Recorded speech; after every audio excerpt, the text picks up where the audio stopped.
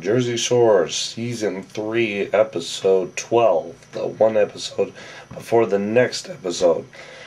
Just wanted to kind of give a little touch on this particular episode and what it entails on that. Mainly, it starts off kind of as a recap, what's going on, but it covers a whole bunch of things in a short period of time on that, so I'm going to try to get them all. And then here, it consists of mainly Vinny talking to Snooki about his exploits and what he's done. And he tries to explain to Snooki that I like you, but I like you. I mean, I love you, but I don't. I see you like that, but I don't. I don't want to hurt you on that.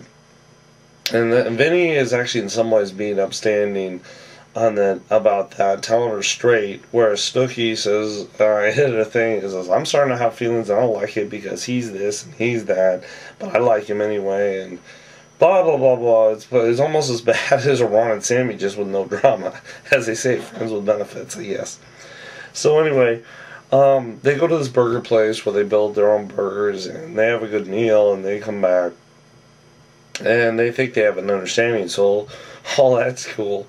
On that. Now, while this is going on, there's also adventures about the girls' last day at the shore, the shirt store, when they go in there and they're like, "You guys suck." With the shore, it's like, "You guys gotta do some work." Like, I want to do this, I want to do that. And like, no, you gotta go make a sale. Here's your last day. You gotta do something. So I'll make t-shirts, and they keep making shirts for themselves. It's kind of funny. Which, interesting enough, there's other employees at that shore store, and what I found was very interesting. If you see the other employees, they were not allowed to look at the cameras or at the cast players. Which, specifically, there was a red-haired girl that was behind the counter, going behind the boss, and she was not looking at Dina, and she was not looking at the camera. And that, it was really interesting, I thought, and I guess maybe that's part of the contract or something, but I don't know, it's very, very interesting. But anyway, not only that, Vinny, all the guys kind of heckling Vinny, is like, you gotta get your ears pierced, and it's no big deal. I was nervous the first time. I had it done once, so I don't wear it anymore. On that, but they're like, come on, Vinny. Oh, and forgive my voice, I still got the friggin' frog in my throat. I don't know what. Doing my Isaac Hayes impression. Hey, baby. Late night radio. I don't know.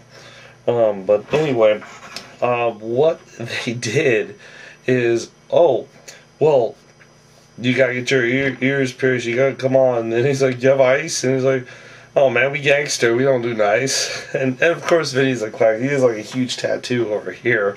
And they're like, yeah, ice. So, okay, whatever. On that, so they pierced Vinny, and Vinny, has got new swagger. I was like, yeah, I got jeweled up. I'm Vinny. I'm the Vin. And he goes around.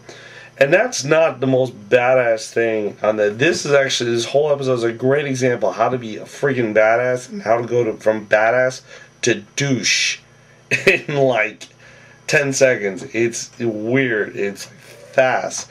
Something that you think is hecka funny on that, and it would be funny in the movies and funny and everything, but then when you do it in reality, it makes you a complete douche on that, which I thought was funny, but we'll get that in a moment. So anyway, then he gets his ears pierced on that, and everyone's like, oh, you fresh, you that, and then they do the little Mario Brothers thing with Dina. They're like, what's Dina's favorite theme from Mario Brothers? Denim, denim, denim.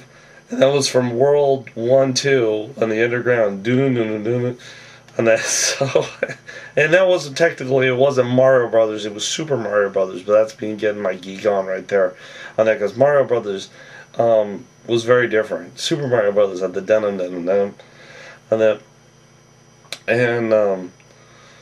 and so they all getting ready to go to the club, and they go to the club, and they're starting to have, a real good time on that, and then, they leave the club, and then Vinny and Polly bring a couple girls back, and then they're here. Now, while everyone's at the club, Ron and Sammy said they're just going to sit there and just have a private time to see if they could straighten this whole texting thing out with Arvin on that, which Ron, for someone who wanted a one-on-one time, is playing tough guy because no one else is around. And it's like, dude, it's like if you wanted a one-on-one talk, don't act like that because then you're even worse of a bitch on that.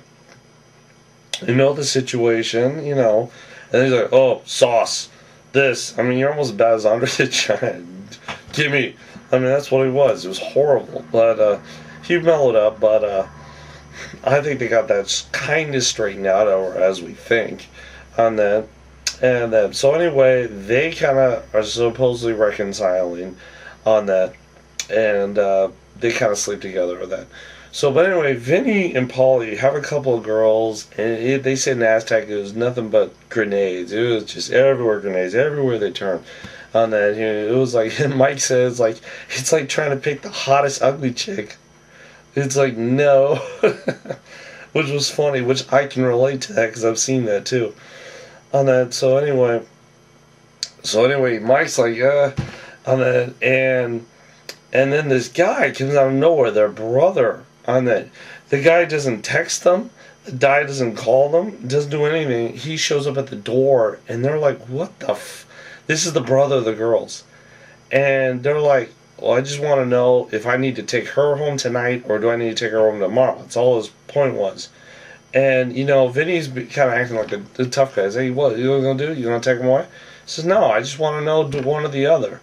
On that. So Paulie's girl was kind of like this. So Paulie's like, wait a minute, this is my chance. They're going to take her away? Ding, ding, ding, ding, ding. Take her now. Take her now. Take her now. Take her tomorrow.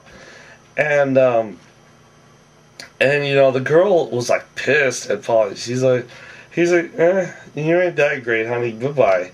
On that, so he's like, oh, you asshole, you know what, I got something to say, and like, you get her, what's her name, he says, look, I think you better just shut your mouth and leave. On that, and that was, I think it was Jenny, if I heard the voice, just I just think you ought to just shut up and leave.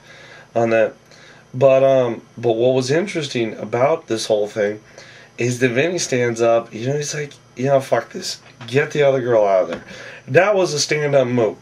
Because Vinny was not only respecting the guy code on that, whereas he knew that if he messed with a girl, he would owe something to Vinny, but he stood by his brother at the one time. But also, he not only stood up for Paulie, he stood up for the guy that was going to have to drive back and forth to pick up these girls up. On that, which therefore he wasn't going to get played. Now, arguably, I'm probably that dumbass guy that does 2 trips like that, but on that, he stood up for him too, where he's like, no, this is BS. And I hate to be in the guy in the car because those girls will be hating his ass for ruining everything. You know, I could have been with so-and-so. And he's like, yeah, whatever, you know. That guy poor, he just got ripped to shreds in the car. On that, I feel so bad for that guy. On that, but anyway, what happens is that Vinny's like, God, get out of here. The door's there. Get out. You know, door's there, pal. Get out. I'm freaking serious. On that, door's there. Get out. So, and he slams the door, and everyone's like, wow, Vinny, you're the man. As I've never seen Vinny G steps up. They're like, well, I guess no girl tonight. So then he goes, come here, Snooki. And he pulls Snooki like in leftovers. And that's when you went from badass to douche real quick. And with the badass to douche factor, everyone was like, thought it was funny at the time, and then realized it was kind of fucked up. If we would have been doing it to some stranger, it'd have been a completely another thing to do it to one of your friends. And that's why everyone got kind of mad at Vinny about that. And Vinny's like, you know, I was drunk, I was a fool. He apologized profusely. He's like this. And then this is kind of the start of everything on that. So anyway, what happens is later on is Sam tells Vinny on that you need to step up, you need to man up, you need to get this straightened out now before it gets worse. Now the problem is this is Sammy telling Vinny to do this when, hello, you haven't done that yourself with your relationship, so just shut up on that. But, you know, Vinny's like, yeah, whatever. And Mike starts talking to Ronnie about this when it was like, hey, you know what, I'm telling you this is how the story went, the whole thing with Arnon, this is the pattern, this is what happened, here's Jenny, she'll tell you exactly how it happened. Ronnie understood what happened. So Mike says, you know what? I'm going to get him on the phone and I'm going to talk like I'm his best buddy on that to get information out of him on that here. And basically, what happened was is that Mike calls up Arvin and he's like, Arvin, you got to tell me what's up. And then I've got Ron here. We got to straighten this out now because it's getting really bad.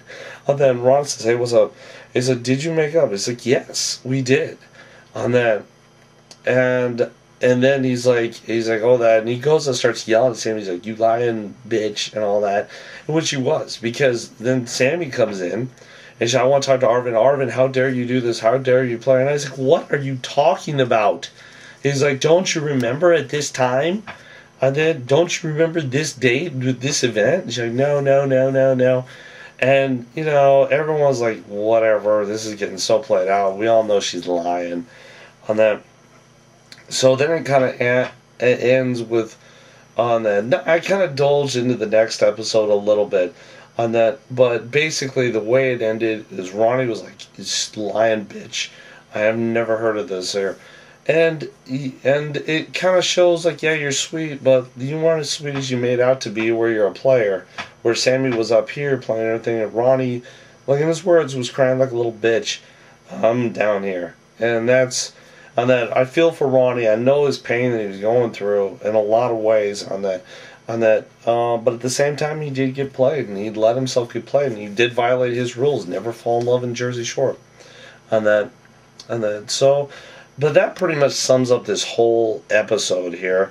Not to mention they kind of did a little clips on little water balloon fight, which is kind of funny on that overall. On that. And that's really about it. It's just kind of that it's just lack of trust throughout the whole thing. So, not real. A lot was shoved on to people with this episode, but then not a lot was resolved. It was more of a to be continued, but there was a lot of funniness and humor and human side to it. And then, what's interesting about this is with all this madness with Jersey Shore, they somehow can still make an episode and somehow make a plot line that would work. On that. But anyway, coming up next will be the last episode, the Jersey Shore episode, or season 3, episode 13, the season finale of the second year in Seaside. Thanks much.